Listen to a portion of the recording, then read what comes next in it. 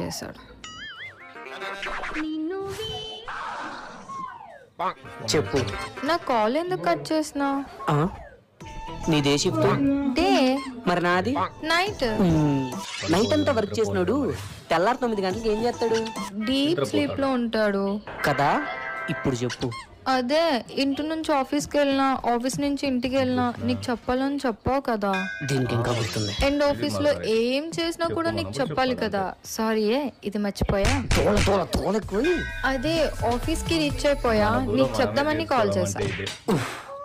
సరే, మళ్ళీ ఎందుకు కాల్ చేసావే? నువ్వు లెక్చర్గా స్నాప్ పెట్టడం మర్చిపోకే, మళ్ళీ స్ట్రీక్స్ పోతే. కన్నా నేను బ్రేక్ఫాస్ట్ ఇప్పుడే చేశాను. ఇది కూడా కాల్ చేసి మరి చెప్పాలా?